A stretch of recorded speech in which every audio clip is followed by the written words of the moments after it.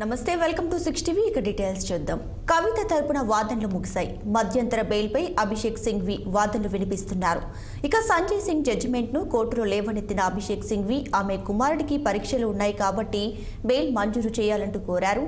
ఇక పరీక్షల సమయంలో తల్లి మోరల్ సపోర్ట్ ఉండాలంటూ సింఘ్వి కోర్టును రిక్వెస్ట్ చేశారు. ఢిల్లీ హైకోర్టు గతంలో ఇచ్చినటువంటి జడ్జిమెంట్లను కోర్టు దృష్టికి తీసుకువచ్చారు. అయితే వాదనలు విన్న న్యాయమూర్తి కావేరి భవేజా తీర్పును రిజర్వ్లో ఉంచారు. ఈ నెల 8న అంటే వచ్చే సోమవారం ఉదయం 10:30కు తీర్పు వెలువరించనున్నారు. ఈ నెల 20న రెగ్యులర్ బెయిల్పై వాదనలు జరగనున్నాయి.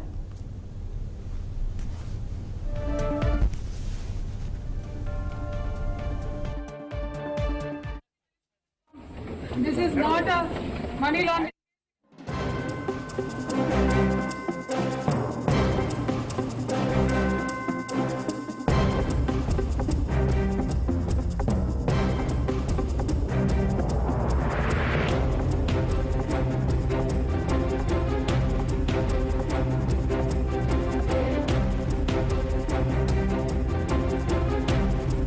ఎమ్మెల్సీ కవిత తరపున వాదనలు ముగిశాయి. మధ్యంతర బెయిల్పై అభిషేక్ సింఘ్వి వాదనలు వినిపిస్తున్నారు. ఇక సంజయ్ సింగ్ జడ్జిమెంట్ ను కోర్టులో లేవనెత్తిన అభిషేక్ సింఘ్వి ఆమె కుమారుడికి పరీక్షలు ఉన్నాయి కాబట్టి బెయిల్ మంజూరు చేయాలంటూ కోరారు. పరీక్షల సమయంలో తల్లి మోరల్ సపోర్ట్ ఉండాలంటూ సింఘ్వి కోర్టును రిక్వెస్ట్ చేశారు. ఢిల్లీ హైకోర్టు గతంలో ఇచ్చినటువంటి జడ్జిమెంట్లను కోర్టు దృష్టికి తీసుకువచ్చారు సింఘ్వి. అయితే వాదనలు విన్న న్యాయమూర్తి కావేరి భవేజా తీర్పును రిజర్వ్లో ఉంచారు. ఈ నెల 8న అంటే వచ్చే సోమవారం ఉదయం 10:30కు తీర్పు వెలువరించనున్నారు. ఈ నెల 20న రెగ్యులర్ బెయిల్పై వాదనలు జరగనున్నాయి.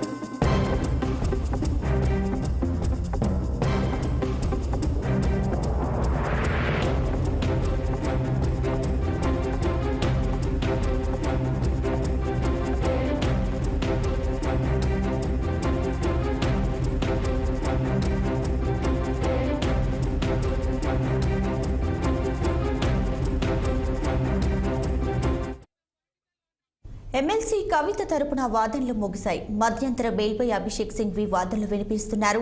సంజయ్ సింగ్ జడ్జిమెంట్ ను కోర్టులో లేవనెత్తిన అభిషేక్ సింఘ్వి ఆమె కుమారుడికి పరీక్షలు ఉన్నాయి కాబట్టి బెయిల్ మంజూరు చేయాలంటూ కోరారు. ఇక పరీక్షల సమయంలో తల్లి మోరల్ సపోర్ట్ ఉండాలంటూ సింఘ్వి కోర్టును రిక్వెస్ట్ చేశారు. ఢిల్లీ హైకోర్టు గతంలో ఇచ్చినటువంటి జడ్జిమెంట్లను కోర్టు దృష్టికి తీసుకువచ్చారు సింఘ్వి. అయితే వాదనలు విన్న న్యాయమూర్తి కావేరి భవేజా తీర్పును రిజర్వ్లో ఉంచారు. ఈ నెల 8న అంటే వచ్చే సోమవారం ఉదయం 10:30కు తీర్పు వెలువరించనున్నారు. ఈ నెల 20న రెగ్యులర్ బెయిల్పై వాదనలు జరగనున్నాయి.